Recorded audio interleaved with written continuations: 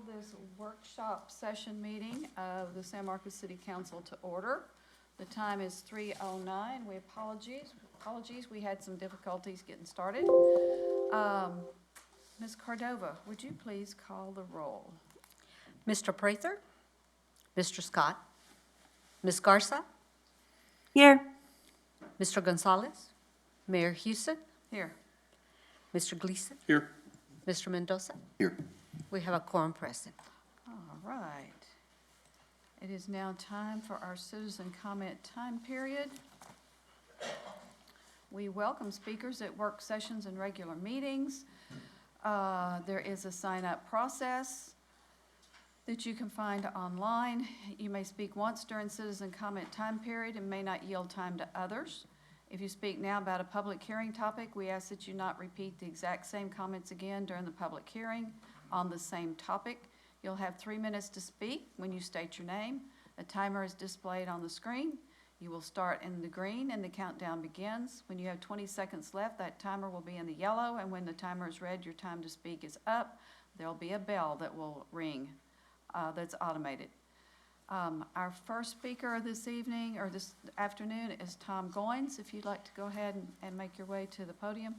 The mayor and council will endeavor to ensure that meetings are conducted in a courteous manner and in an atmosphere free of defamation, intimidation, personal insults, profanity, or threats of violence. Mr. Goins, you are first today. Thank you.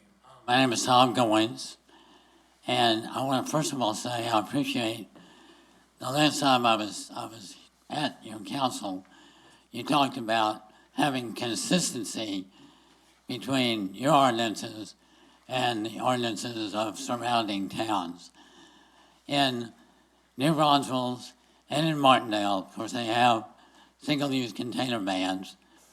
They also have alcohol bans in their parks, just as you do, so that if somebody is drinking a beer, they better put it in a Yeti cup or something, right? I mean, everyone knows, yeah, you can drink in a state park or wherever, just don't display it.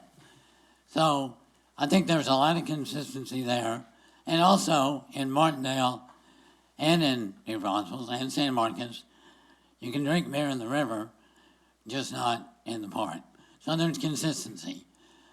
Where I heard inconsistency last time was when you were talking about limiting coolers and limiting all the single-use containers in your parks and allowing, and I've heard rumors you would allow beer cans in the river, just no cans or bottles in the park.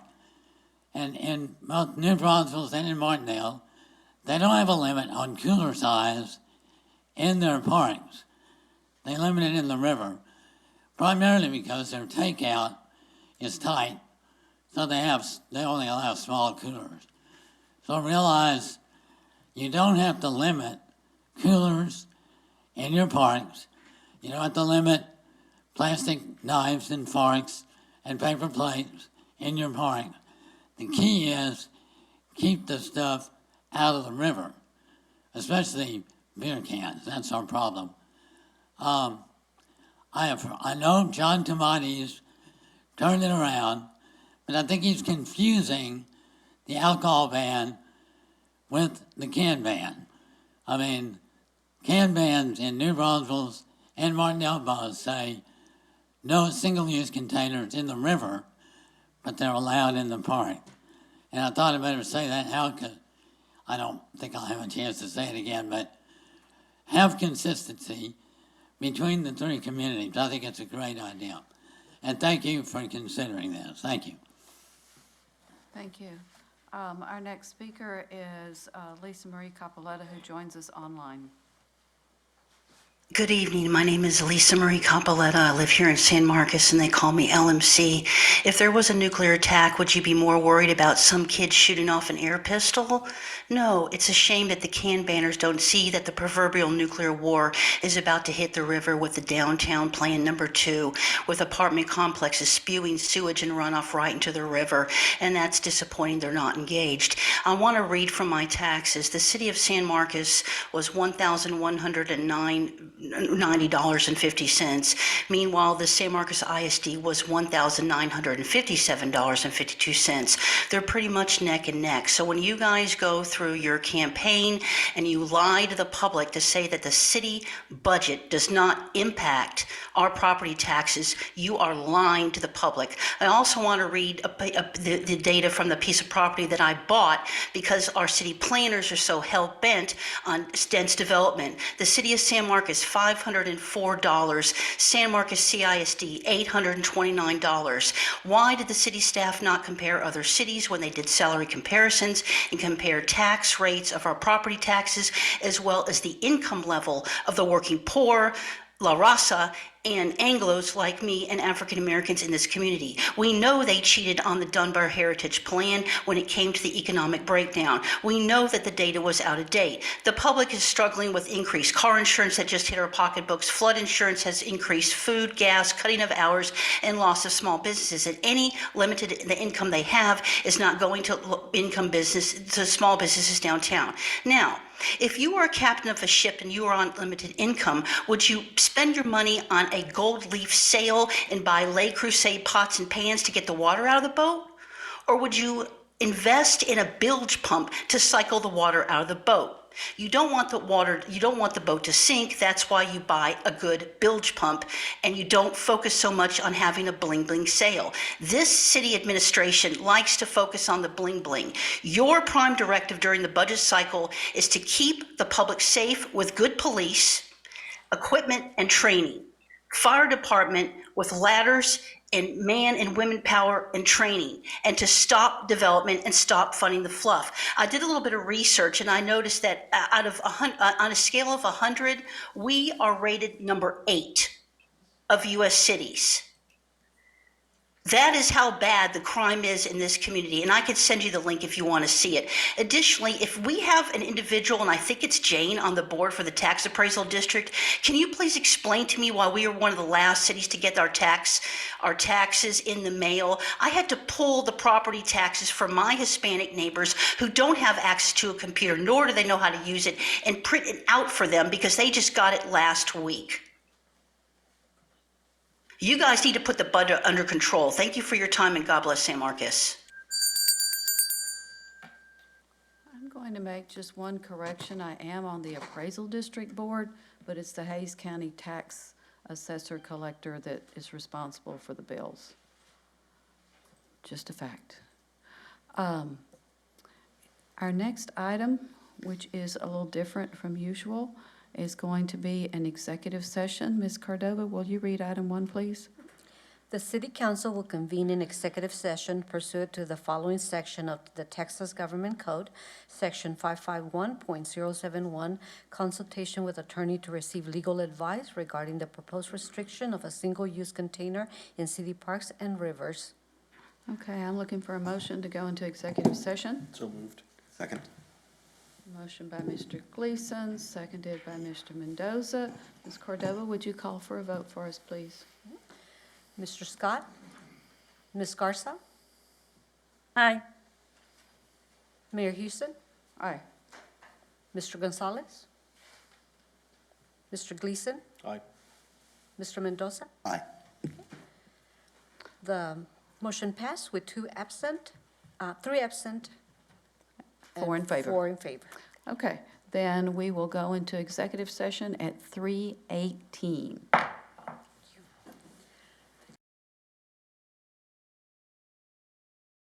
Session at 3:50. And Ms. Cordova, would you read the next item, please? Receive a staff presentation on a proposed single-use container ban and provide directions to staff. Ms. Reyes? Good afternoon, Mayor and Council. Today, we're going to continue a discussion we began at the end of last year regarding a potential single-use container ban within our parks and the San Marcos River. There were many decision points that were brought up when the Parks and Recreation Board resolution was last discussed, and the item is meant to provide staff more clarity on what you would like to see in a proposed ordinance. In addition to reviewing the board's recommendation, we will review ordinances that a couple of surrounding communities have in place, our current efforts, and additional considerations. Staff from our Communications Department, Marshal's Office, and of course, our Parks and Rec have also provided their input on a proposed communication plan and enforcement plan. We want to focus more on education rather than enforcement. However, implementing either of these plans will be a challenge since we have limited resources, especially in light of recent sales tax reports. At the end of today's presentation, we have several decision points that will inform the ordinance that will be brought back for consideration. We have a lot of information to go over, so I'm going to go ahead and turn it over to Ms. Case. Thank you. Good afternoon, Mayor and Council. Jamie Lee Case, Director of Parks and Recreation. I guess Happy New Year. This is actually my 4th year in a row to start your year off with a Parks and Rec related work session. So keeping the tradition alive. So the purpose this evening, or this afternoon, as Ms. Reyes said, is to receive a staff presentation, hold discussion regarding the possible implementation of a single-use beverage or container ban. This afternoon, we're going to go over background, the recommendation resolution that was provided by the Parks and Recreation Board, ordinances for the City of New Braunfels and City of Martindale, the proposed communications plan, the proposed enforcement plan, currently funded efforts and additional considerations, decision points, which we are going to systematically go through for you to provide us clear direction, and then the next steps. Brief background, the City Council held a discussion in September of 2023, directed the Parks and Recreation Board to bring back a recommendation related to single-use containers. The Parks and Recreation Board voted on that on November 30th, in which to recommend a single-use beverage container prohibition. Then on December 6th, the City Council held a discussion about that recommendation. Since that discussion, additionally, I did want to point out that city staff has communicated with Texas State University, and they are willing to mirror any park rules that we adopt. They currently do that, but they have confirmed that they are willing to mirror anything that we adopt as well in Sewell Park. As a point of reference, this is a map of Upper and Lower San Marcos riverfront parks. We have 120 acres, more or less, of riverfront park system, from starting over at City Park and then ending at Stokes Park on the east side of IH-35. Just briefly to touch on the recommendation resolution that was provided by the Parks and Recreation Board. They recommended banning single-use beverage containers within the riverfront park system, but exempting the fenced area of Raymond Lucio Park or Rio Vista Swimming Pool. This does allow for vending machines to be used at Rio Vista Pool and to meet the obligations within our contract with the San Marcos Youth Baseball Softball Association for concessions. They recommend limiting cooler size allowed per person within the riverfront parks.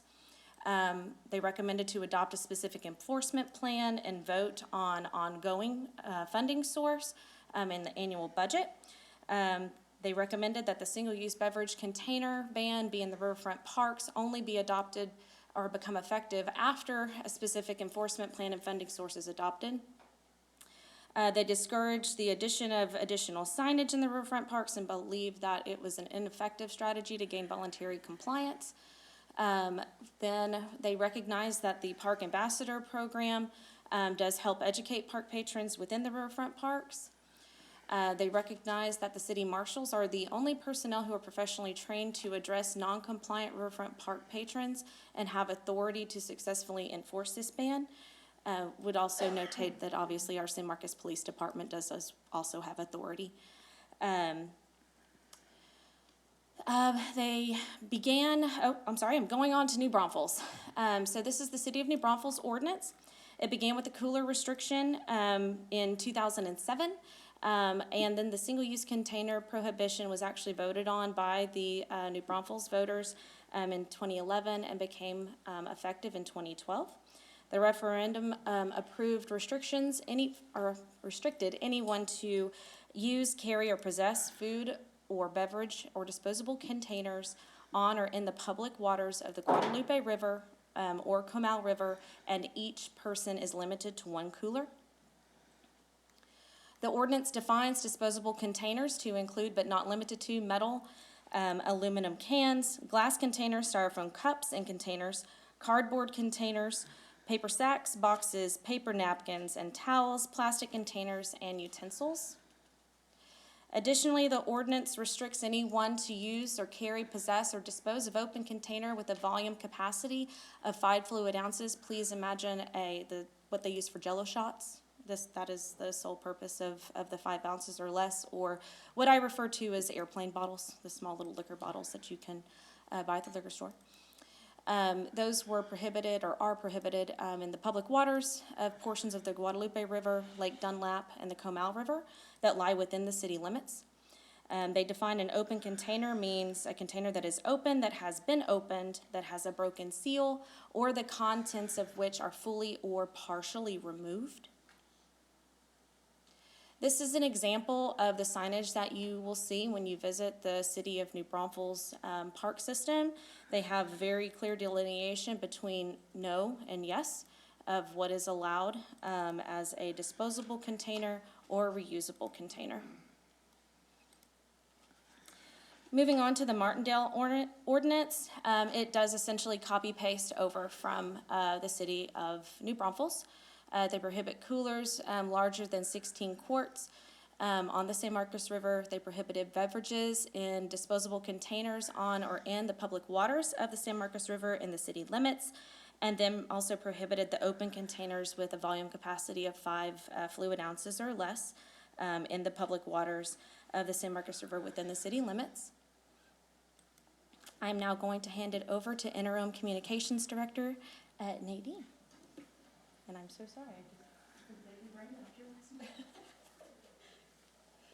Turn on your camera. Good afternoon, Mayor and Council. Nadine Bonowitz, Communications and IGR Manager, and currently serving as the Interim Director of Communications and IGR.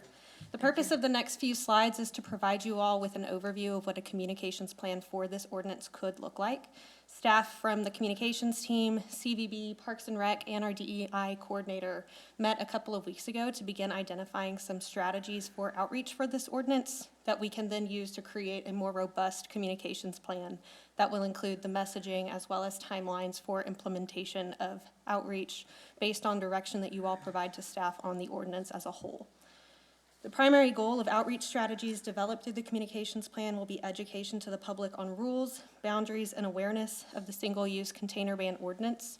We as staff recognize the importance that outreach and education and awareness will play in the overall compliance of the ordinance. So we wanted to make sure we provided you all with this overview and be transparent with what that could cost in terms of outreach strategies, which you'll see on the next couple of slides. Outreach strategies will incorporate messaging in both English and Spanish and target our local residents and our tourists that are visiting our river and our river parks. We recognize that those audiences are different, and the way that we reach those audiences is sometimes different as well. So you'll see in the next couple of slides the strategies that we've established here as a proposed piece of the communications plan will incorporate both of those. We also recognize it's important to present all of the information in both English and in Spanish. And if you reference the couple of slides ahead that Jamie Lee showed you all, also identifying some strategies with using icons rather than text heavy, both on our website and in our signage, just to make it that much simpler and easy to understand for all of our visitors in our river and our river parks. As we develop a more robust communications plan that includes the messaging and the strategies, we'll also be sure to incorporate any differences in the way that guests use our river parks, being local residents or visitors, including some of those cultural significances of visiting our river parks that we know our community has in terms of visitation there. There is a suggested budget of $50,000 for resident-focused and $50,000 for visitor-focused outreach campaigns, signage, and print and digital advertisements. So what you'll see here on this slide are some of these suggested outreach strategies that the group that met a couple of weeks ago decided as some preliminary outreach efforts. You'll notice in that center column that does not necessarily total the $50,000 that is the suggested budget. The idea behind that is twofold. Number one, especially for signage, as we get a better idea of what the ordinance entails, we'll have a better idea of the number of signs that we need to put up. So you'll see a suggested cost there that we would then have to multiply depending on the outreach that's needed. We also anticipate that this outreach campaign would need to be cyclical or recurring in some sense. We know that there are seasonal fluctuations to the way that folks use our parks. We also know that our population changes, so there will need to be an initial rollout of awareness and education for this ordinance, as well as some follow-up to remind and encourage continued compliance based on those seasonal changes. So what you'll notice here are just a few of the suggested strategies, including outdoor signage, print and distribution of flyers, designing and distributing city-branded reusable containers or stickers. The idea there being if we tell folks that they can't use something, we replace it with something else and use that as a consistent reminder for them of what the ordinance is and what it entails, and help that be a consistent visual reminder for folks who are in our parks or river. Billboard messaging, which could be particularly effective for both our residents and our guests who are traveling from out of town. Utility billing inserts, or in addition to that, direct postcard mailers. So rather than relying on folks to receive their utility bill in the mail and open it, we could also just send a separate postcard directly to all of our residents. A regional influencer campaign or regional tourism videos specifically targeted towards our guests. Our folks at CVB have had some success with that in the past, and that content would live both online and on social media. Similar to the distribution of the reusable containers or stickers, using a portable water tank that we would establish within the river parks as kind of a visual reminder, branding that, including some information about the ordinance and directing folks to our landing page and our website. And then you'll see here on the last page some suggested strategies that are more of our in-house efforts, if you will.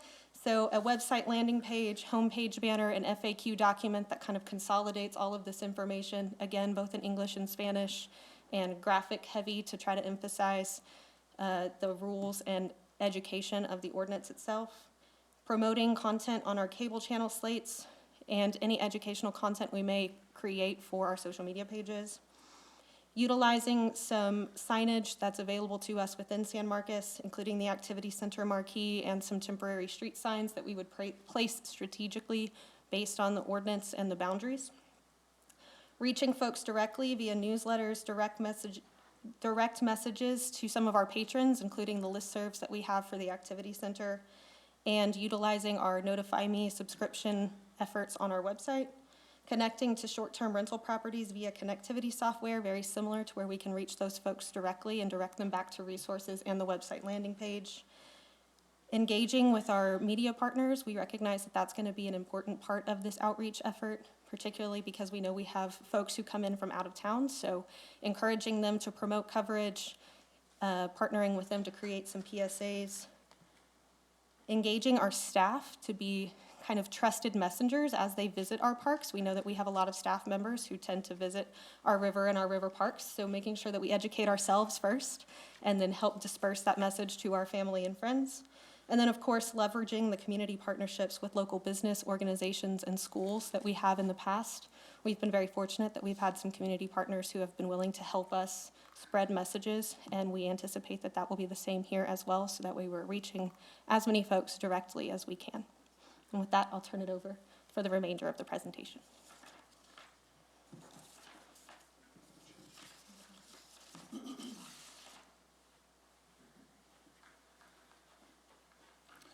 Good afternoon. I'm Jade Huffman. I'm the city marshal. We're going to talk a little bit about the enforcement plan, if this ordinance were to move forward, what it is we're looking at. The first few slides are going to basically kind of talk about what our current staffing is and what the department looks like. Right now, we patrol approximately 3,000 acres of parkland and green space. That's just, and it's growing. The staffing is, you have 2 full-time sergeants, 8 full-time deputy marshals. One of those full-time deputy marshal positions is vacant right now. I'm advertising for that. And we have 2 part-time park rangers, which are our EMTs. More staffing is definitely needed, and it was needed before this discussion was brought up. So I wanted to talk a little bit about how we currently go through and enforce things. We rely highly on verbal education. We talk to people, we tell them what's going on, and we do that very, very well. You'll see in the next few slides specifically how much we lean on that. So what this is a dashboard. We use an app called Survey 123 through GIS. And the deputies go out, when they interact with people, they go in that app and they collect what it is that they've encountered somebody for, what the violation is, what the outcome is. These two slides are from Mother's Day to Labor Day of 2022, and then the next one's 2023. You'll see on the top left, we made contact, we had 5,786 violations, and we maintain a 92% compliance through verbal education. Oops, wrong way. Now you go into 2023 in the same time frame, look at the number on the top left corner. It increased significantly. We still maintain approximately a 92% compliance rate with verbal education and just talking to folks. I mean, our arrest rate's extremely low. Our citation rate is extremely low. This slide breaks it down. Between 22 and 23, a 60% increase in community contacts. That's just with us interacting with the public. 92% compliance rate again. And it talks about 6% resulted in citations, 4.9, or I'm sorry, in 22, 6% resulted in citation, in 23, 4.9%, even with the increase in the number of contacts. The percentage of arrest over those 2 years during that time frame is 0.1%. So I bring that up just so you know, like, we are out there talking to people and educating people. We don't want to be the fun police. We just want to keep people safe and do what you ask us to do as a city. And the park attendance is going to continue to increase. It just keeps going up year by year. The challenges that we have is we can't get out of the river parks during the summer. So you go back to, we have 3,000 acres that we're supposed to be patrolling. In the summer, that doesn't happen. On the weekends, we're solely in the river parks. And to make it a little bit more clear, the deputy marshals, from Mother's Day to Labor Day, they work every single weekend day, 10-hour shifts. The only way they get time off during the summer months on a weekend is if they ask for vacation, and I can only allow 2 to go off on vacation, and that's if I don't have somebody out sick or injured. So the manning is very, very stressed at this point. When we leave those other areas unattended, what we've noticed is we get an increase in the houseless neighbor population, and when they come in, we end up with, there's a list there, it's just an example, feces, needles, drug paraphernalia.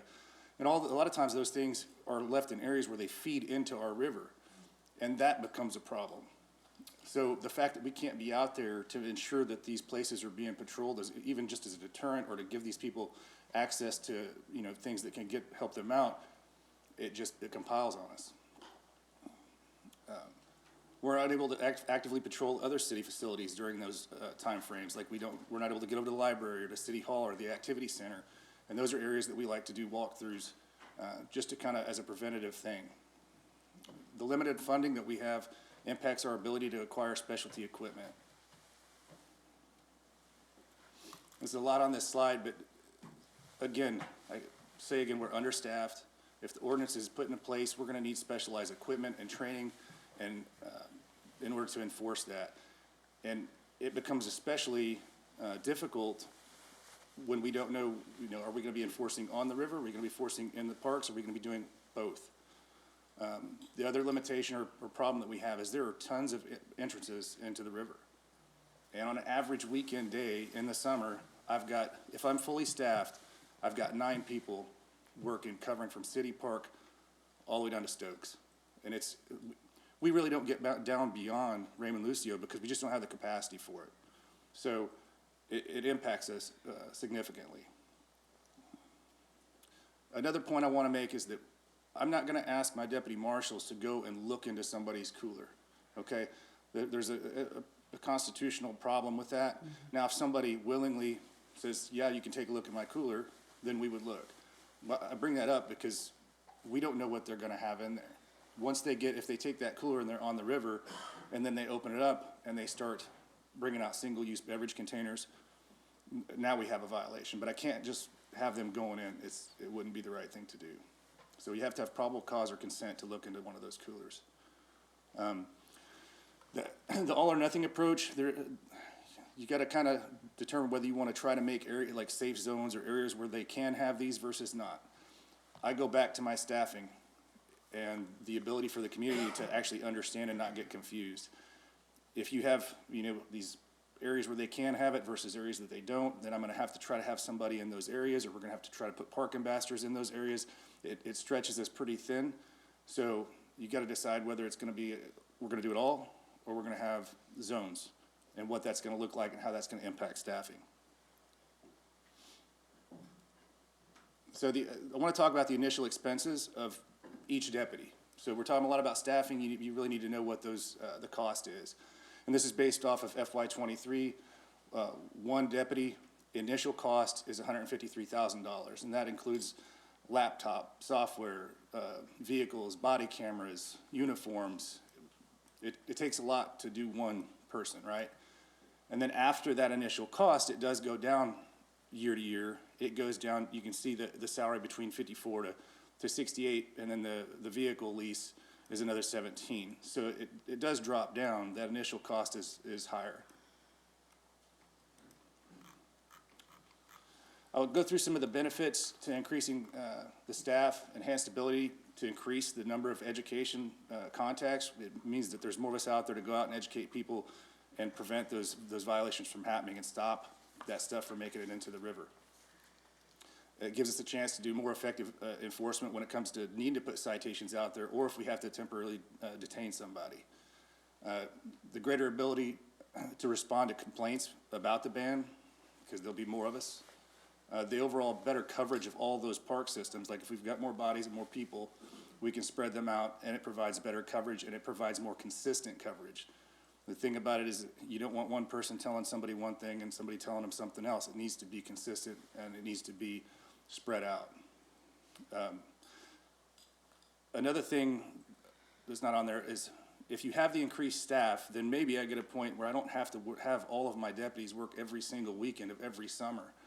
That starts to wear on them. By the time we get to Labor Day, my deputies are done. They're out there in the heat on an ATV for 10 hours a day, and it's a hard job to do, and not everybody wants to do it. So that increase in staffing would relieve some of that pressure, as well as give an increased presence. Just the presence of the deputies out there, it tends to stop people from violating even, any ordinance that we have out there. They see us. It's like mom and dad watching you. You act a little bit better when they're around. It's a similar concept. It also gives us the ability to work with the park ambassadors.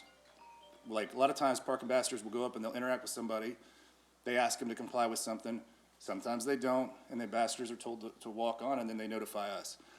Well, if there's more of us, then we can get over there faster, take care of the situation, and we can move on. Ancillary benefits to increasing the staff. Again, expanded capability to enforce a single container ban in the future and future ordinances. Better year-round coverage of all green spaces, parks, and future parks projects such as Quail Creek and future trail expansions. We also have 6 months out of the year, we're in the parks like all the time. And what that means, we don't have time to get our training in. So the 6 months where we're kind of, if you want to call it slower, that's when we get all of our mandated training that the state mandates. That's where we get our firearms qualifications. It gives us 6 months when we're not on the river to catch up on everything, to make sure we're compliant with all the rules and regulations. I mandate my deputies, if they're not on a priority call, every time there's an SRP drill, a standardized response protocols drill in the schools, they are mandated to go. I believe we've attended every single one this year. It also lets us do walkthroughs. I mandate that my deputies do a minimum of one walkthrough of one school every day at a different time, a different school. It's a deterrent. We're constantly in and out of those schools walking, and it also lets us know the layout of the schools should, in the event of something happen, we know what we're doing and where we're going. Also, it allows consistent walkthroughs of other city facilities, City Hall, the library, the activity center, those places where we tend, to have things come up. Well, if we're just in there walking through, that slows down those calls for service because people tend to act better when they see us around. And we're also a force multiplier for the police department, for San Marcos Police Department. There have been times where they've had major accidents. It pulls district officers off the street and they're doing traffic control. Well, my deputies can go over, take over the traffic control, Now the PD officers are allowed to go back into their districts and start taking calls for service that are higher priority. We do that pretty regularly.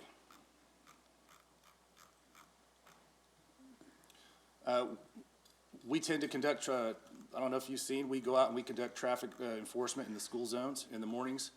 The police department, they get tied up doing other things. We can go out there and enforce that, and we do that on a regular basis. We do escorts for city functions like the Wreaths Across America. The last 2 years, we've escorted that to make sure that gets taken care of safely.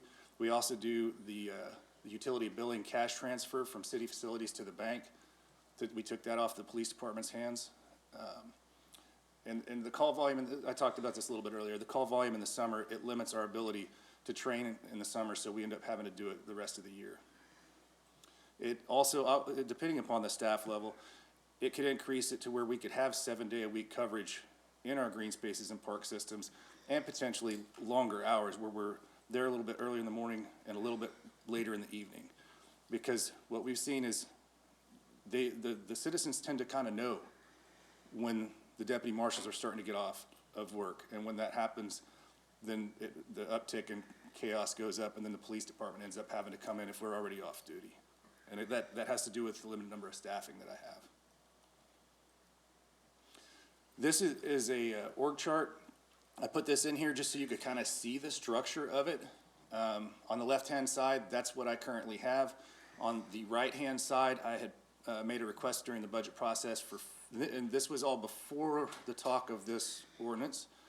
I put in a request for 4 more people.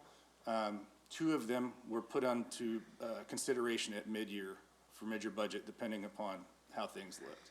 So should that have been approved, those would slide over to the left-hand side and give us more coverage or more staffing. And that was a lot. That was a lot. Okay, can we go to the decision or the questions? Well, I want to make sure that we're heading towards that, and that may spark some Sure. questions. Absolutely, we can move forward then. Okay. Oh, I'm sorry, we have some things here. Yes, ma'am. Yeah, this just very briefly, these are just our currently funded efforts, Park Ambassador personnel, our habitat conservation crew. We currently conduct litter removal from the bed of the river through our Edwards Aquifer Habitat Conservation Plan, EAHCP. That is cost shared between the HCP and the city. And then we also bring in our litter and contractor Easter seals for additional weekend and holiday litter removal as well. So additional considerations for council, just putting some dollars to decisions. Additional Park Ambassador personnel, it costs $8,406 per person. An additional crew of 5 for Easter seals would be $63,500. Picnic permits, that's something that we're not currently doing. Recommend charging non-residents. Additional picnic tables, those are about $1,000 a table. Do plan on adding some additional tables currently. That's to build, not rent, correct? Correct, yes. Because it's That is following correct. after the picnic permits and That- the picnic, thank the you, Mayor. table's $1,000, Yes, okay. ma'am. Yeah, that is a very good clarification. Yes, ma'am. For us to purchase a picnic table and install $1,000. Okay. Replacement of additional trash and recycling receptacles. Unfortunately, this number is actually higher, to the tune of about $500,000. We did receive the official quote on Friday. So we're looking at other options. So just want to leave that there. Mr. Huffman did reference what I'm referring to as go zones or no zones as a compromise. This isn't every possible zone. One that I did not include is Plaza Park. We do have a number of events in Plaza Park with summer concert series and those kinds of things, so that is omitted here. But there is a light green little outline around Ria Vista. Then Children's Park area and City Park in a couple of spaces as well. What do you exactly mean by a go zone? Go zone is where a single-use beverage container would be allowed. Okay, Anywhere else, they would be prohibited. okay. And I don't know if you'll have any questions, but we can move straight into direction. No, I'm ready for questions now, but this is gonna prompt Okay. some of them. Sure. I'll go ahead and start.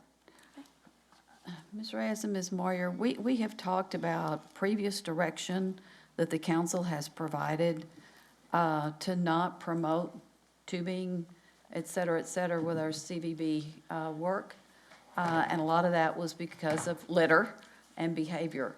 So if we're gonna spend all these tens of thousands of dollars to tell people, assuming we do this, hey, is that not going to just, I mean, granted, we do need to tell people, but is that not gonna just be advertising for the river in addition? Well, if council moves forward with adopting this ordinance, what we've talked about internally is that that would be a good opportunity then to really, promote the protection of the river. And so talking about how this is being implemented as a way to really promote the protection of our river and spin it in that particular way whenever any of those things get sent out to our visitors that would maybe visiting our community. Yeah, okay, and my next question, and I wrote these down when I was looking at it, but I think it's been answered. My question was, how much of the funding for additional staff do we need anyway? And it sounds like all of it, so I think I get that now, regardless. I think, yes, so the communications part of it, obviously, that is something council asked for, and we would always want to go with compliance over enforcement. And so it'd be the locals that we'd be wanting to make sure our local residents and community members, that we would let them know what the rules are and try to make sure that they're set up for success when they visit the parks.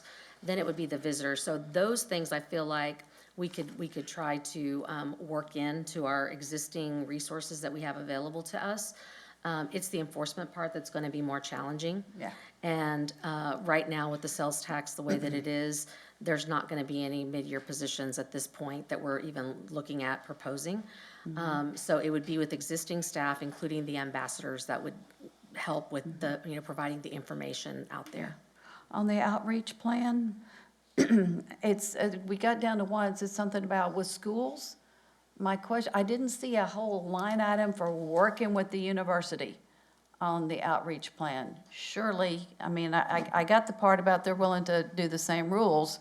I didn't see that they're willing to really help us with letting their folks know. I'm sure they will, but I just didn't see it as a box we can check off. Right, so what I included there are, reaching out and leveraging our partnerships that we've already established. The caveat there is that we have not been able to, just because this is a really preliminary discussion of outreach, and the larger communications plan that's more robust will come as we develop the ordinance. So we have not actually reached out to any of our community partners, so I didn't want to include something like that in this presentation Okay. and then give the impression that someone has agreed to do something that we haven't been able to contact yet. So- Well, all of it was, we're gonna ask. I mean, I would Right. not have presumed that that was already done. I would have presumed that that's just an important partner we would be asking. But yes, that is one of our partners that we Okay. would work with, yes. We would, and I think on the communications piece is definitely one component, but we'd also feel like we would talk with Ms. Hernandez, Dr. Hernandez over at Texas State too, who oversees kind of their residents' life in all those areas, to try to see how we can even do it during new student orientation and things of that nature about being good stewards of the river and that kind of thing. So we would take that step further as well. That would be helpful in that 1101 or whatever that class is. Okay, so let me go to the raised hands. Mr. Gonzalez, we've got you down first. Thank you very much. The question I have is, and I know the answer, but I want the public to know the answer as well. They get confused between the marshal, and not the fire marshal, but the code enforcement marshals and the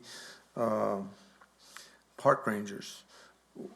What is that difference? So your deputy marshals are law enforcement officers that work in the primary thing is for us to work in the parks and green spaces and enforce ordinances. We have the authority, same authority as a peace officer, there's a San Marcos police officer, arrest authority and all that.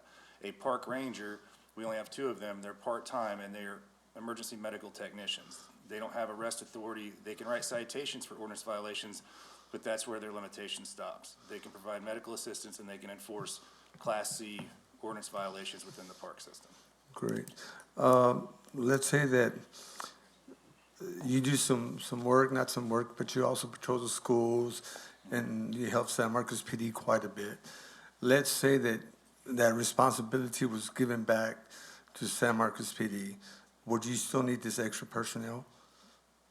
Which responsibility are we Well, talking? you said y'all every now and then patrol the schools, walk in there and making sure everything was okay, and other ways that you assist them to make their job easier, like a traffic stop, y'all would come in and Well- take over and, In the summertime, we're in the parks. Like, we don't come out of the parks. We can't assist the police department. We're stuck in there, and that's where our primary roles are. In the winter months, we spread out and we start hitting all the other green spaces as well. But in addition to that, I have them going and doing walkthroughs, and that's because in the event of a major incident, as peace officers, we would have to respond with the police department. Us doing those walkthroughs is beneficial for my deputies to be able to understand the layout of those schools.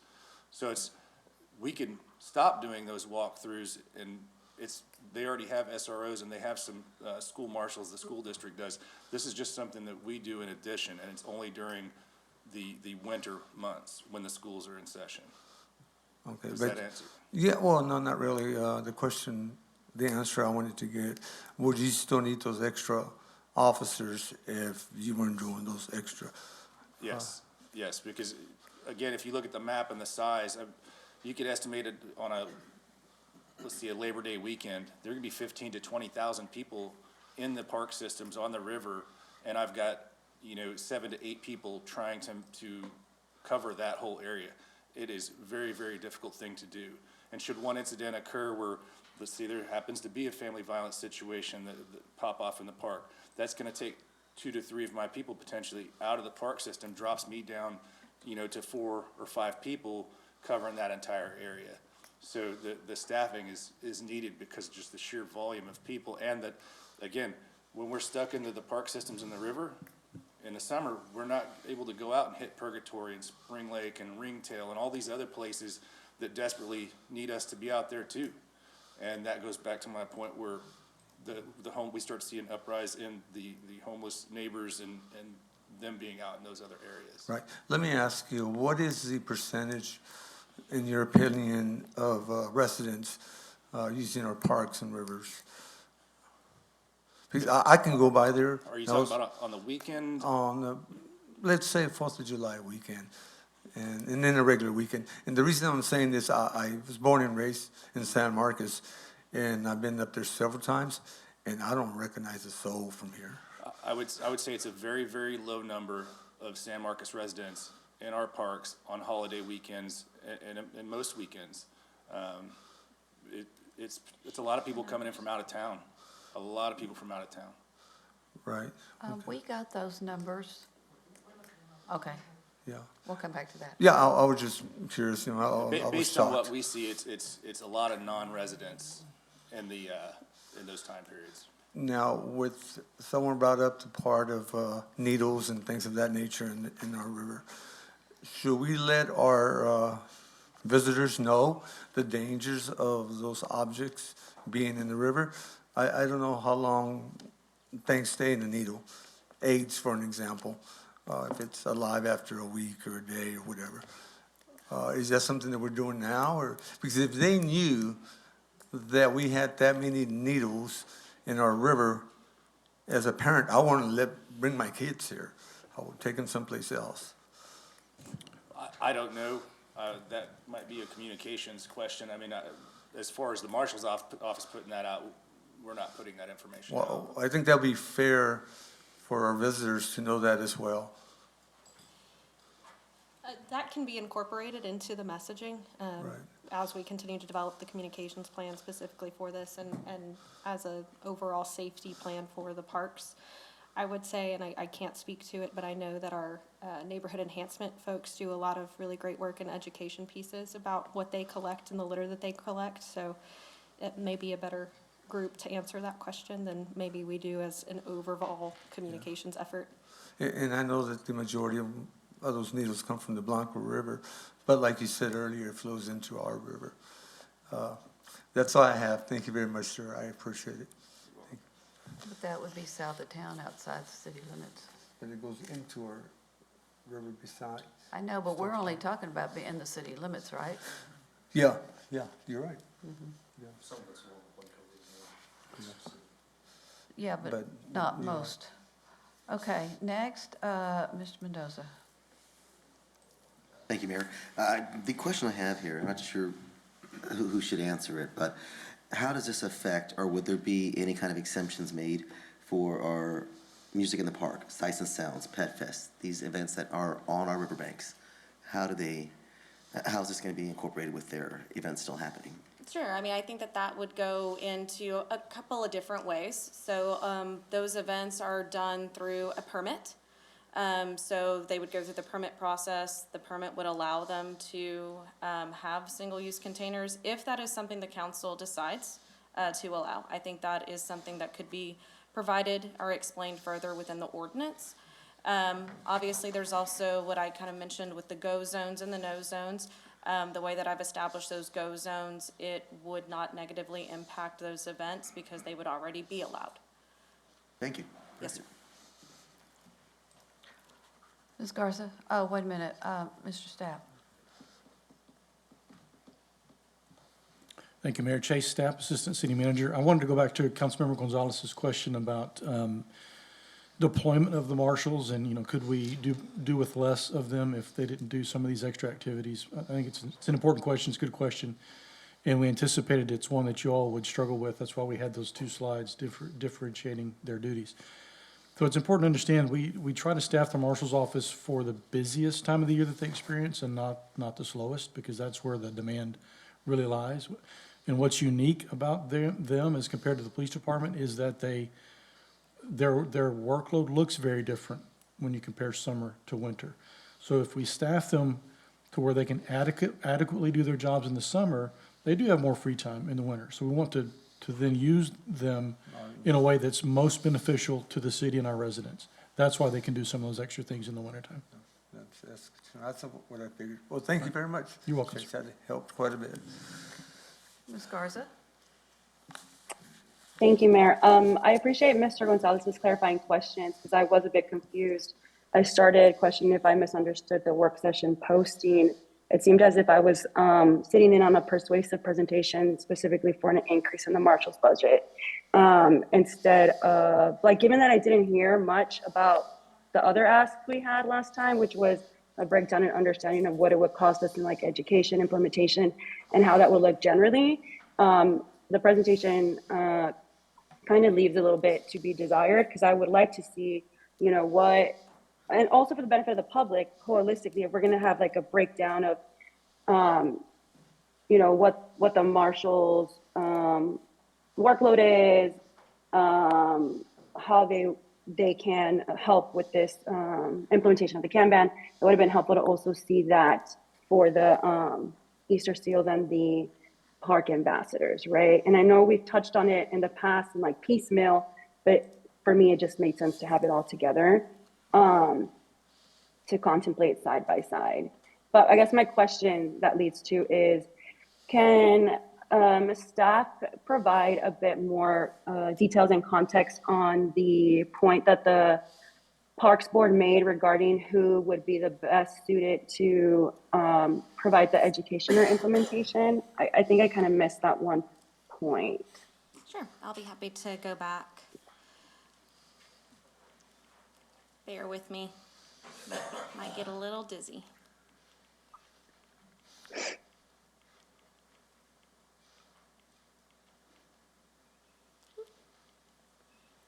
Okay. The Parks and Recreation Board, on that second bullet, council member, they recognize that there is the Park Ambassador Program to help educate the riverfront park patrons of park rules.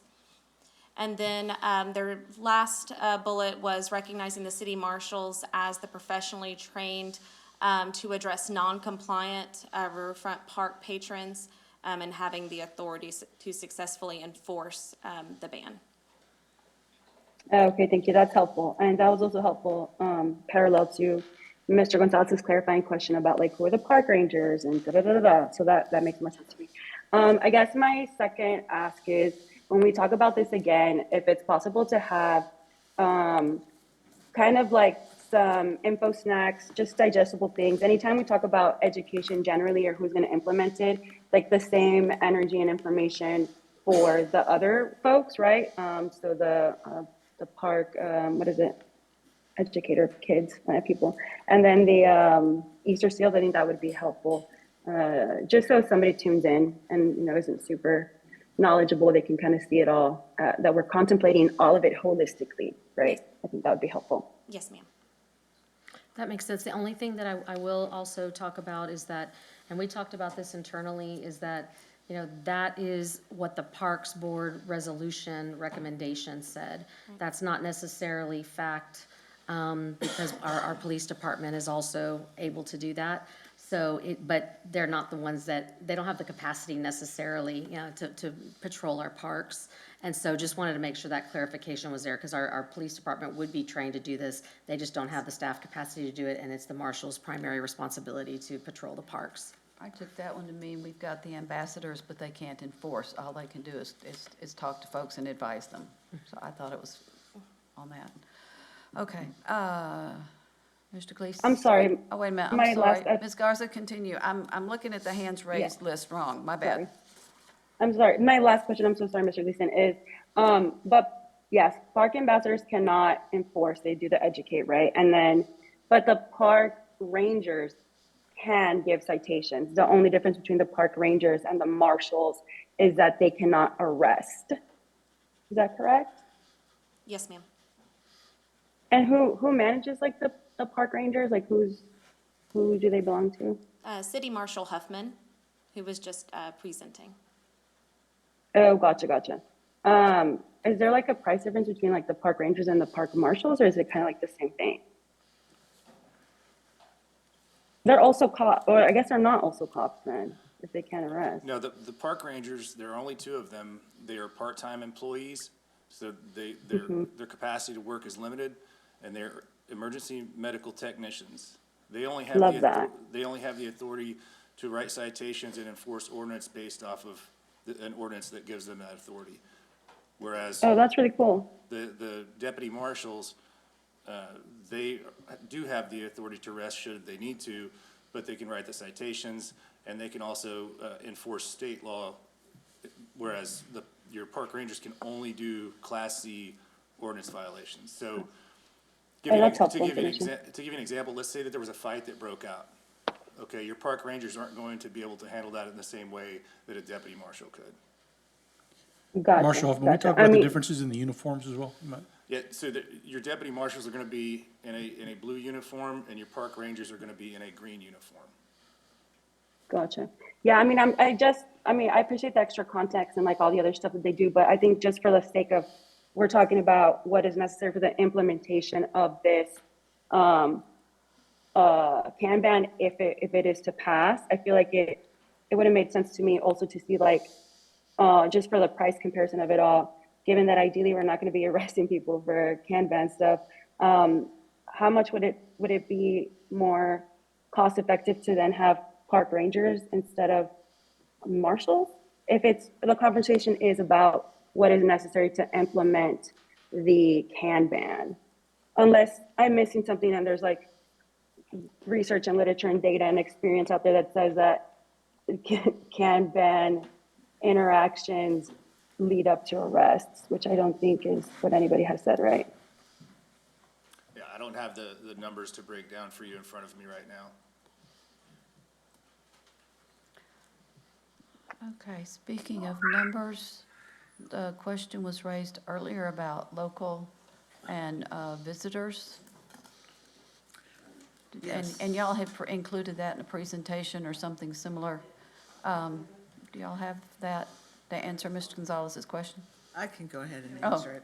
whomever. So, we did cell phone data between June 1st and August 20th this past year.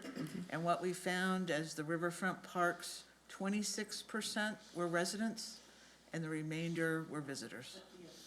And are we talking about Texas State students as well, or that's different? They were considered residents because they live here, How did right? they get the money? 80% of the people at the river are from within a 50-mile radius. So when they're saying locals are talking about within a 50-mile radius, so they could be from Seguin or Austin or Wimberley or, Schertz, Right. they're not gonna be spending the night, so that's Yeah, what we were that- looking at it from a hotel tax perspective, I think, when we were pulling. Right, so pulling there's those not numbers. as many of them are like from Houston and Dallas. But, yeah, but the residents, you said somebody determines on where they are overnight, which means yeah. college students who live here are considered in the resident, Right, because if they are here during the residents. summer, there's not as many college students here Right. during the summer. And a lot of them also go downriver. Not as many of them go to our parks besides Sewell. Most of the college students are Sewell or downriver. Yeah, Thank you. okay, I wanted to go back to that. Okay, Mr. Gleason? All right, thanks, Mayor. First off, thanks for staff for putting this presentation together. There was a lot of really good information in here. A lot of the details that we're gonna have to hash through, and actually figure out how much is it gonna cost and how we're gonna implement this. I have one question, for the head marshal. And, looking at all this, and unfortunately, we're seeing sales tax revenues come in a little lower. And you already had 2 pending mid-year considerations for deputies already. If we were to implement this now and have it implemented in the spring, are you, with the staffing you have now, gonna be able to start the process of implementing this if we don't get a couple additional marshals hired until 2024 potentially, on 2025 budget? How taxing is it gonna be to add another workload to you without having these additional marshals, if that were to happen? It's gonna be difficult. The reason why we made the request for that staffing to begin with, before this was being implemented, is because we were just spread so thin. I mean, you can see the number of violations went up around 60% from 22 to 23. Current staffing, if it is what it is, and that's what we have to move forward with, we will do the best that we can. I don't think I'm going to be able to provide you with as quick of, what you're envisioning with the current staffing I have would be very, very difficult to do at a rate that I think that you're going to want to see, if that makes sense. It's spreading us real thin. And this ordinance, the violation is going to be everywhere. I think that what we would have to do is probably for the first, maybe it's 30 days, maybe it's 2 weeks, where it's all education, give them the opportunity to remove the stuff from the park, which we do pretty much anyway. You can see from the compliance we have, but everywhere we look, we're gonna see the single-use beverage containers for the first, until we get this and really, really get the message out and make contact with people, it's gonna be difficult. Okay, I wanted you to be very frank, and mainly because I think we are mostly aware that you needed the staffing anyway. And I think this is a reason to move up that staffing request. And I think even with the downturn and potential downturn in the economy and the sales tax revenues, we need to find you that money, and get you those officers moved up mid-year. And whether that we do move forward with the can ban, I wanna see those marshals hired anyway. And I think this gives us a legitimate reason to do that. And just for the safety aspect of the overwhelming call volume you're seeing and the interactions you're having anyway.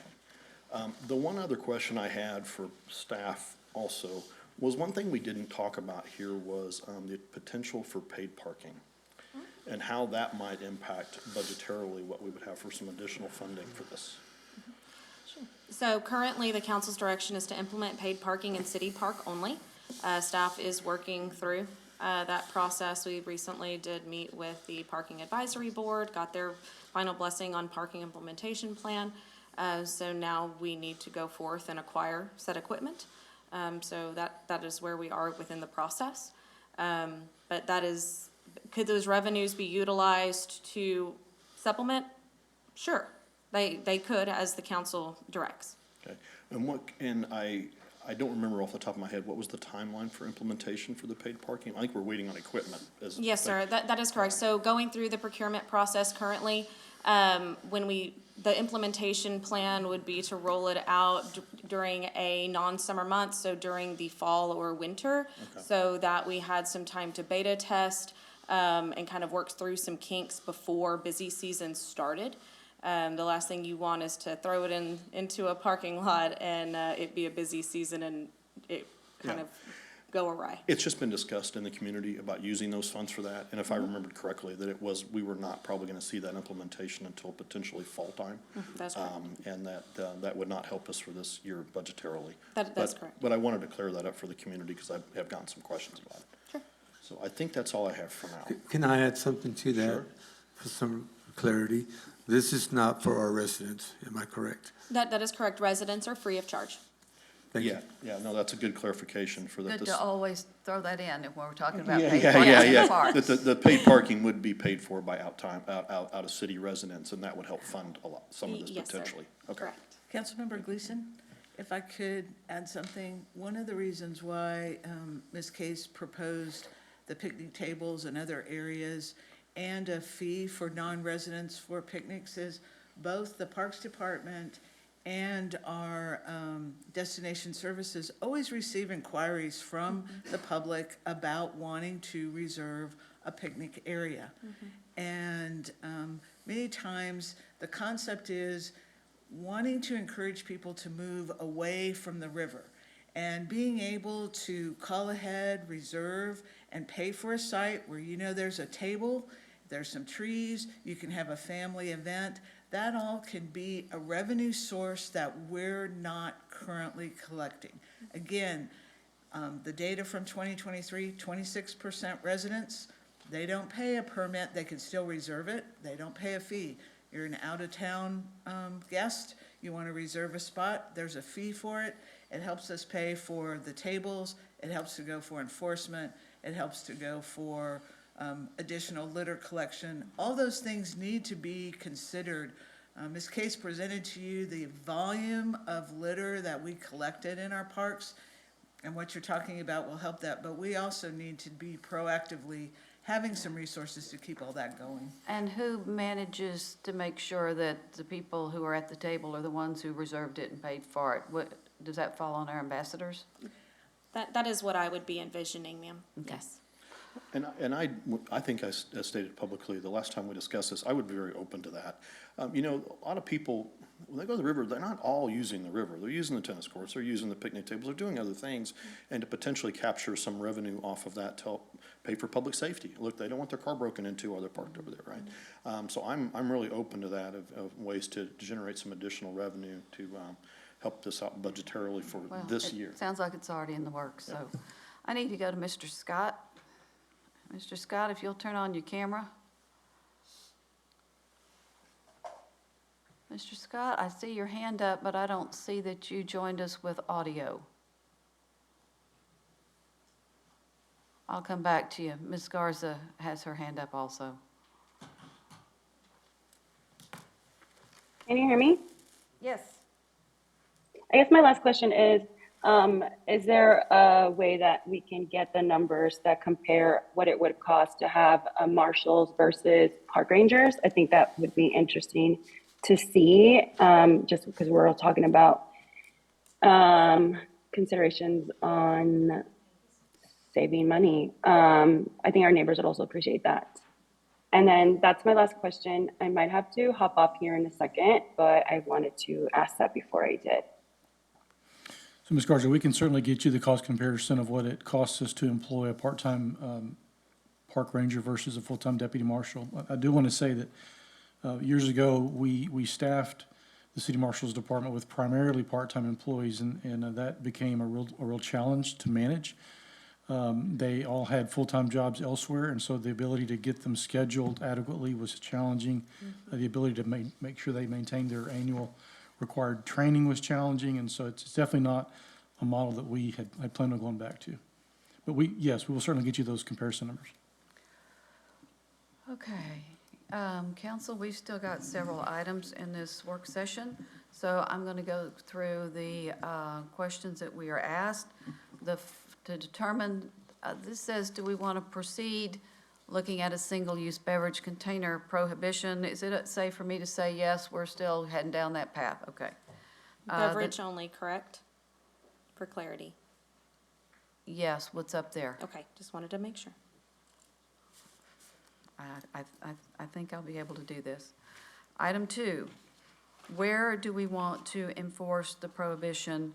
Now, this one says single-use containers. I'm going by the list that y'all have. And the parks only, I'm going to ask it separately, parks only and river only.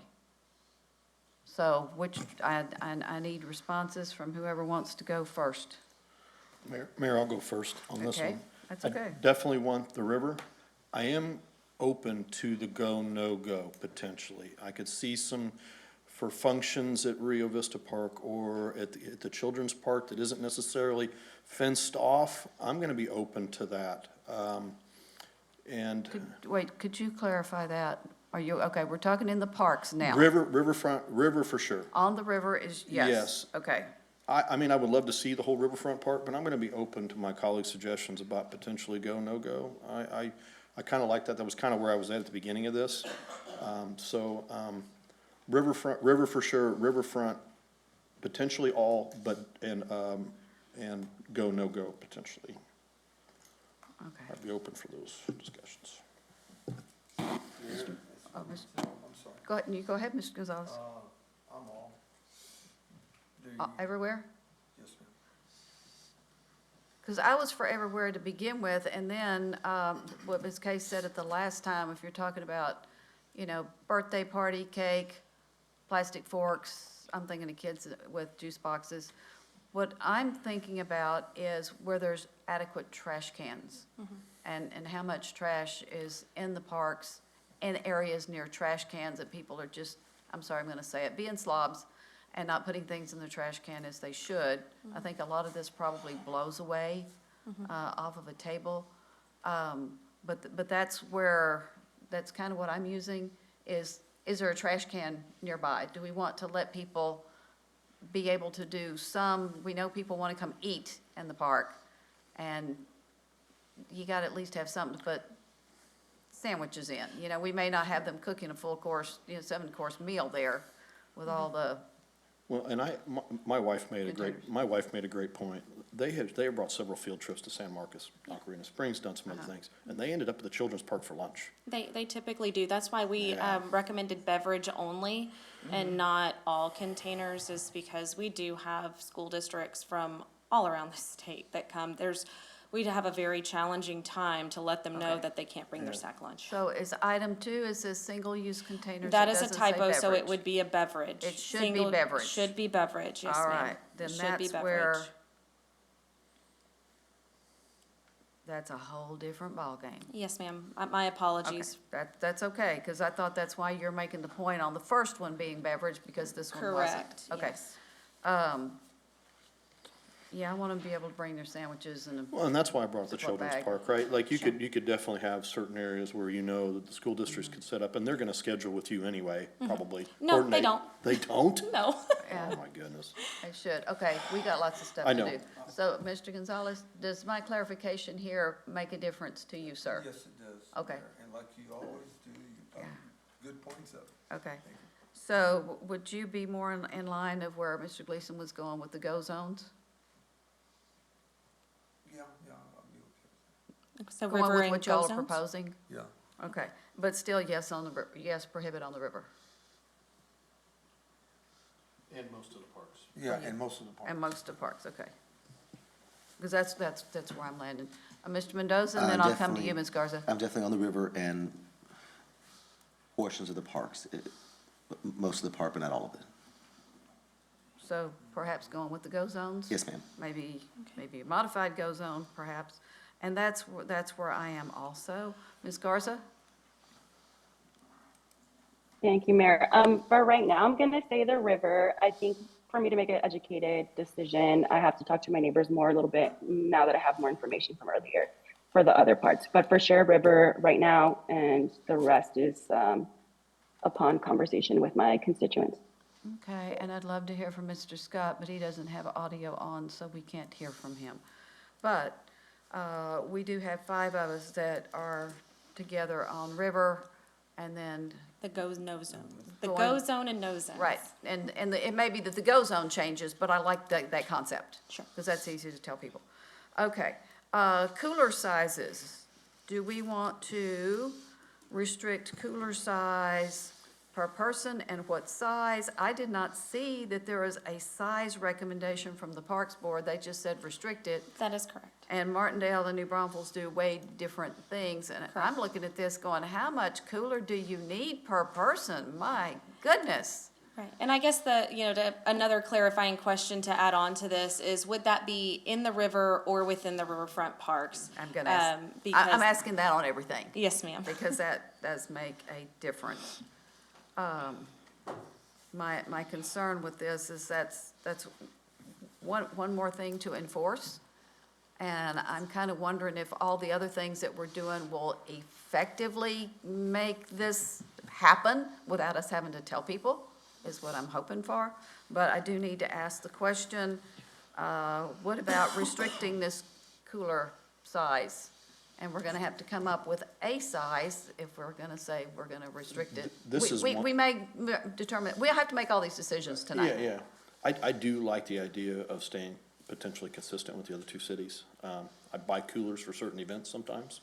I've gone to a lot of races where I can only have a certain cooler. And I have a cooler for the river, right? And keeping the larger coolers out of the park can be a bit of a nuisance, but when you're unloading a large cooler, especially these big Yetis, I can't lift it by myself. Like, you have to park on the side of the road and get help to help unload it, which can affects parking and unloading and things like So, that too. in the interest of time. 30 quarts. And I'm gonna ask everybody in the parks, and what's your answer for the river? I'm 30 quarts across the board.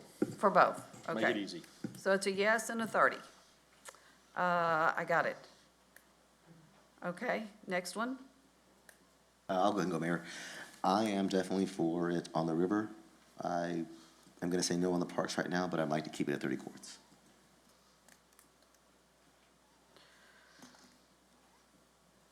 Ms. Garza?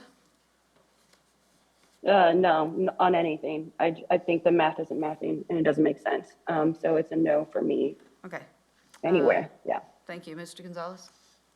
I like to keep it, is it 30-30 or? You got your, okay. 30 and 30? Yes, sir. No rivers, nothing like that. So 30-quart restriction on both the river and in the park. Yes, sir. Yes, thank you. That's what he's got. I'm gonna go with the 30 in each case, although I could probably be talked into less if we're talking about per person. And now I'm gonna get real technical in math, whatever. If we say, let's say we said 15 per person, does that mean if you have 2 people and they have a 130-quart contained cooler, I don't know, that's gonna be something that somebody's gonna ask, and Sure. I think the 30 is too big, but right now I'm just gonna stick with yes, restricting it. Okay. In both places, probably 30. Next, is 4. Did we answer all those, Ms. Case? Yes, ma'am. Okay. Prohibit open containers with a volume capacity of 5 fluid ounces or yes. And again, this is gonna be parks, and this is gonna be river. I'm looking at my deal, I can't see thumbs up. Yes. That doesn't tell me if it's one or the other. Just, y'all just work with me. I am work for both as well, Mayor. Okay, so you are, yes and yes. Mr. Mendoza, you're yes and yes. Yes, ma'am. Yes. Mr. Gonzalez is a yes and yes. Ms. Garza? I'll have to think about this more. I don't have an answer for you, sorry. Need more info. Got it. I'm a yes and yes. Item 5, if I run too fast and miss something, tell me. On 5, is the council okay with allowing single-use beverage containers within the fenced areas of the remote Lucio Ball Fields to allow for vending in those areas, and the second one is Rio Vista Pool. Is this working in, this isn't the same as the Go Zone in any way, this is, This would, the only one that would not necessarily be within a go zone is the Raymond Lucio Ball Fields currently. Obviously, we haven't formalized those zones yet, so Yeah. those could technically be within a go zone. Another consideration that Ms. Moyer and I were talking about today was ensuring that city facilities such as the Activity Center and the Paulina Espinosa Recreation Hall are all included within the ability for folks to have, single-use beverage containers as well. okay. A yes on that one, Mayor. Rio Vista Pool and others to be defined later. Anybody? Yes, Mayor. Yes, yes, yes, ma'am. yes, yes. Ms. Garza?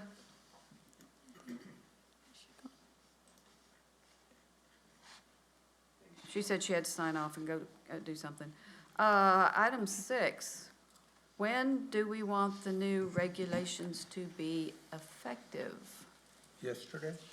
I can write that down, but I don't think we can make that Second happen.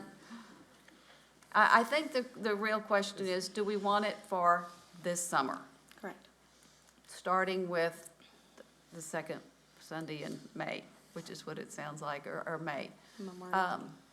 My question to y'all is, if we're looking at this year, can we possibly gear up for that with all the, I'm gonna say advertising, the outreach that we need? I know we're short on staffing, we're already ahead on that, but do we want to, can we get a start on it? I mean, how do y'all feel? Because we can say, yes, we want this tomorrow or yesterday, but is that really? Sure. To be candid, the city marshal touched on it earlier, if the council directs us to begin enforcement and implementation of the ban, we're going to. But we want to set reasonable expectations of, it's gonna be a slow roll. It's not going to, the council approves it on second reading and a magic wand has been waved and all of our single-use container beverages have been solved. And maybe we always say we want to give that 30 days notice or whatever. Right. Maybe this whole summer is going to be that first, That pilot program. that pilot and Sure. that first. Do a warning period or something like that, and I think It's our, that's, our warning year, which I would hope might put less pressure on the deputy marshals, that we just start letting people know. My only concern is if we felt like we needed to double that $100,000 in advertising again next year, which we might have to do anyway. Okay, I so, think we could probably look at the visitor part to come out of hot. right, The other 50, Yes. I would want to look at ARPA funds or something like that we have for some communications. So that's where we'd be talking about for that hopefully wouldn't be ongoing costs that we would have, because then they could just start incorporating Incorporate that into our regular into their stuff. regular advertising and things Yeah. like that. okay. So given that, I need to ask, the question is, when do we want these new regulations to be effective? I'm definitely okay with waiting as long as we can as far as the summer's concerned, but what about implementing it and testing it for that last holiday we have? I believe it's Labor Day, so we consider the last holiday of our summertime. Can we just kind of focus on seeing, maybe a week before Labor Day or something like that, what kind of, I think Effect we can have. with the publicity, yes, ma'am? pulling it out and saying, oh, yeah, we've had all summer and now we're gonna do it on Labor Day weekend and it's the end of the summer, I don't see effectively how that's, I just I wanted can to give put us you a down for chance. that, but Okay. I'm not sure that's, All I want to do is just give us a chance to, like a dry run on a strong holiday. but it has to be effective in order to enforce. 4th of July is much busier than Labor Day, to be honest. And it could And be that's that, really that you early. have the ordinance in place, but there's a warning period Well, before that's what we I wanna actually make sure go we can and do do. citations. So that is a possibility. Yes, sir. Hear from Mr. Huffman. Yeah, so whenever, you ask us to start actually enforcing, remember, we get 92% compliance on average, I'm just talking to people. So that's what we do. And in that timeframe, I've already I'm already working with some of the city staff to add into that Survey 123 app this exact thing. So I'll be able to start collecting data through deputies making contacts and adding that information in. And then we can come back and I can give you chunks and show you as the summer moves on kind of what that data is. As far as the citation writing, we're not in the business of going out and writing citations heavily. Right. So I think it's gonna be hard on us, but we can start doing it. I'd rather start doing it at the beginning Oh, and yeah. setting that precedence and rolling that forward. And if we give them an opportunity to take their stuff back to their car after educating, and they say, no, they're not gonna do it, then they get a citation and they get sent home. We send them home. They're not gonna be able to stay and play. And we're really good at doing that already. Yeah, I'm just seeing this is so different from maybe somebody who walks in with a styrofoam container that they just got from a convenience store, whatever, throwing that away, as opposed to, you've got a whole cooler full of canned drinks. Yeah, I would send them back. Like, you need Yes. to go lock that up in your car. I don't like having people just throw their stuff away, especially if it's closed. No, but still the same thing. They came there to tube, and now they can't use any of the drinks that they bought. It's different from just throwing away a styrofoam cup. So, I could compare that to when we have people that come to the parks with charcoal grills. They come, they're prepared to cook, and then we educate them that they can't have that. I've seen several of them, they run over to Walmart or HEB, they buy a little gas grill, they shift what they're doing. Right. I've seen that happen too, but I understand your point. yeah, okay. I'm gonna go first and say, do a pilot this year. Expectations low, that we're gonna do what we can with the people that we have, and we know that we're just not gonna be able to stop all of it, but all that we can, we will try. That's what I'm putting down for my effective. So y'all can do whatever you think. That's how I feel. I'd like to try and pilot. I just don't want this to slip through our hands and forget that.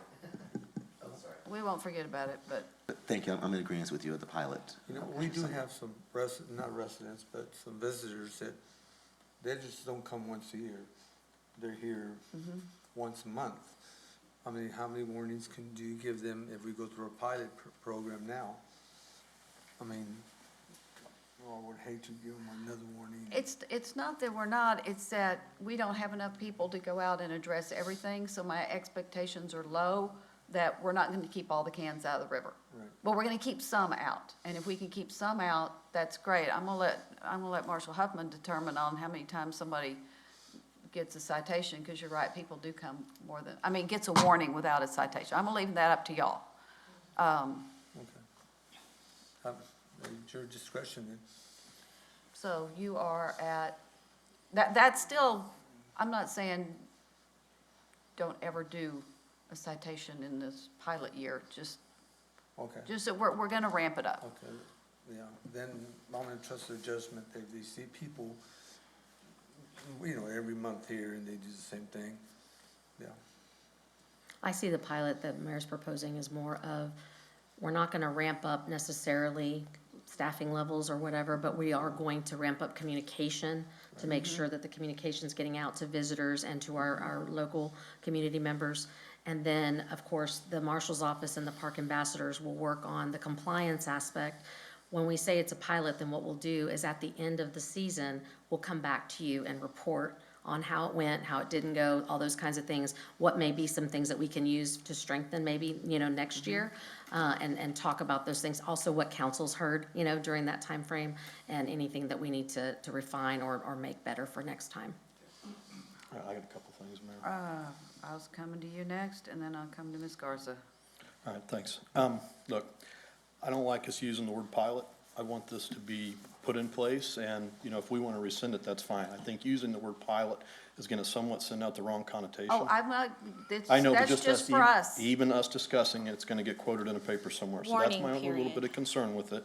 The other thing too is, as far as the staffing goes, I want to see those 2 additional officers considered in the mid-year no matter what.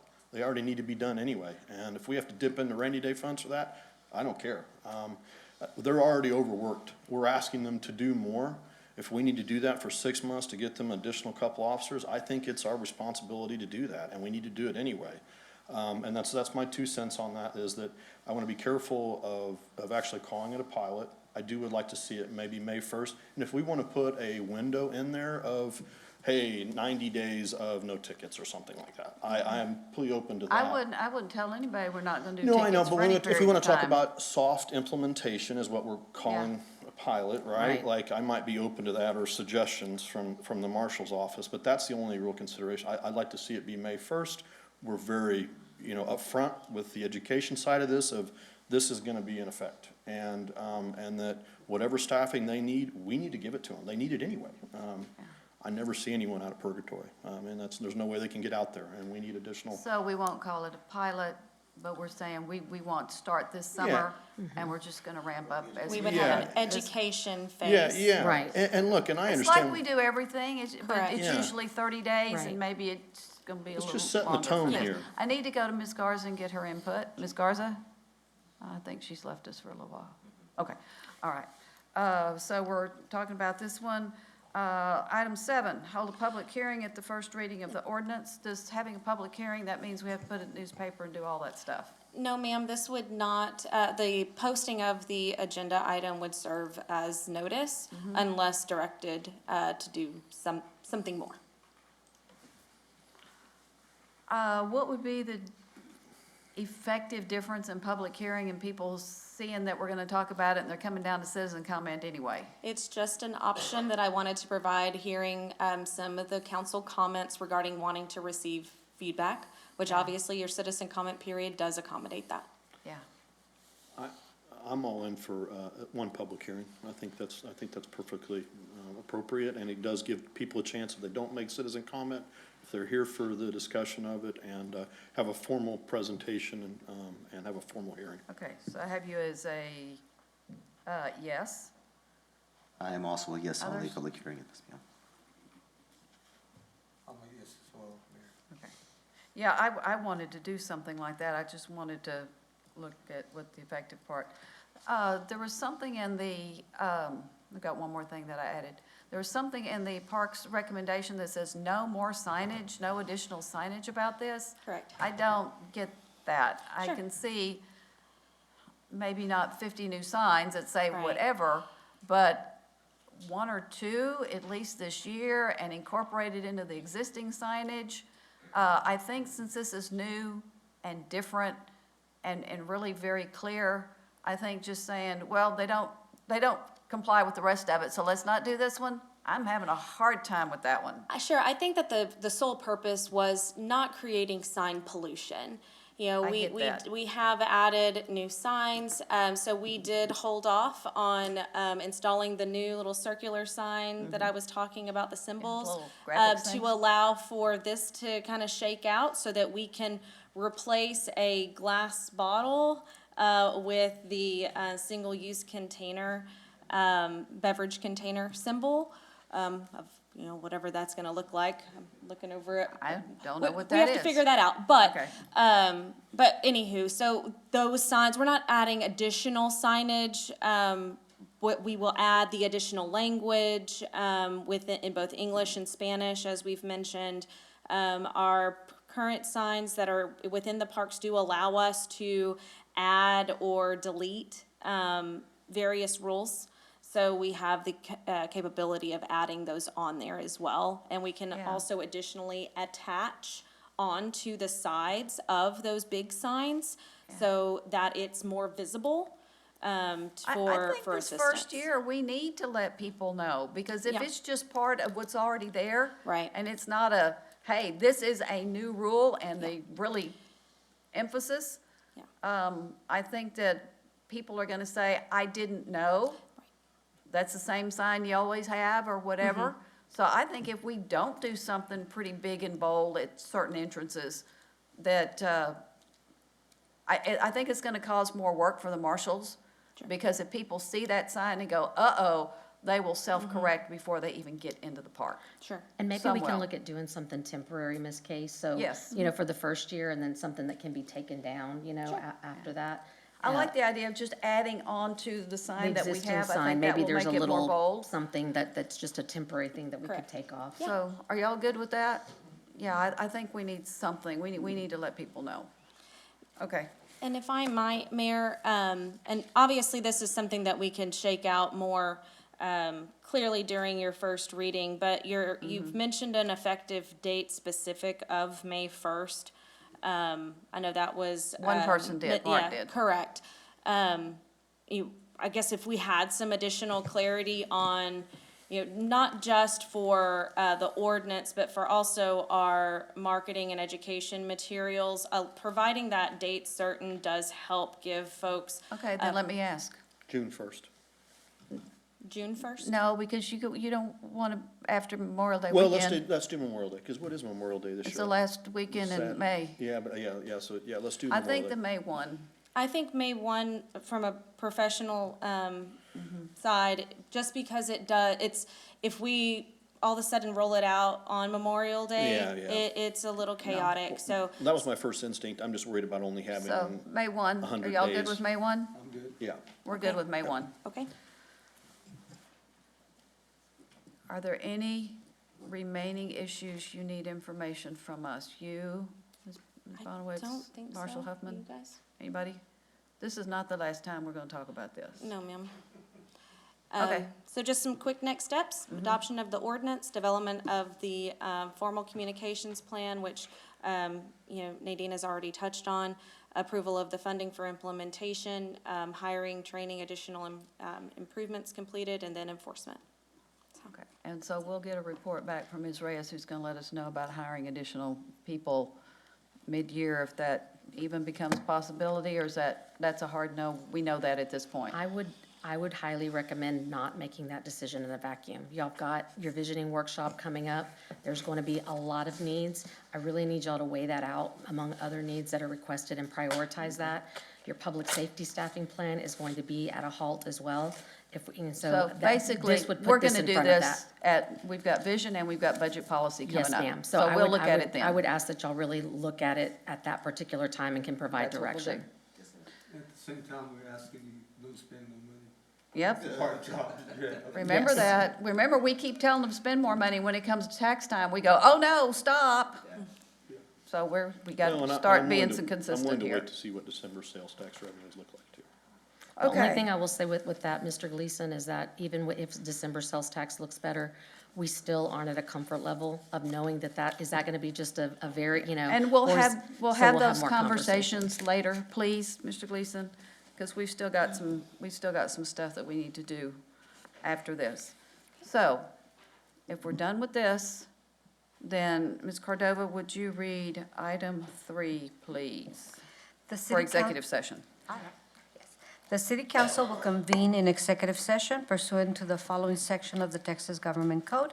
A, Section 551.071, consultation with attorney to receive legal advice regarding, number one, the following pending wastewater discharge application docket, the application of Fleming Farms WWTP for proposed permit for new TPDES, permit number WQ 00158-17001, TCEQ docket number 2020-0973, MWD SOAH docket number 58221-0576, and B, the application of Rattle Ridge LLC for proposed permits for the new TPDES, permit number WQ 00160049001, TCEQ docket number 2022-1046, MWD SOAH docket number 582-2307913. Number 2, a potential solution involving a regional wastewater treatment plant in connection with the above. Number 3, the applicability of and in the standards for exceptions for the requirement for landowners' consent to annexation under Section 86.03 of the San Marcos City Code when requesting utility services outside of the city limits. I need a motion to go in executive session. Motion by Mr. Mendoza, seconded by Mr. Gonzalez. Ms. Cordova, please call for the vote. Ms. Garza? Mayor Houston? Aye. Mr. Gonzalez? Mr. Gleason? Aye. Mr. Mendoza? Aye. Mr. Prather? He's not. Mr. Scott? Okay. The motion passes 4 Okay. and 3 Don't leave absent. Ms. Gleason, hang on. We're going to executive session at 5:22, and pizza is here. Grab you something to eat, then go to executive session. We have returned from our executive session that we concluded at 5:51. Ms. Cordova, would you read the next item? Which is question and answer session with the present public. We have 2 people who have signed up, and I think Tom Goins said what he needed to say earlier. Okay, so he's not here. Is Ms. Capoletta joining us online?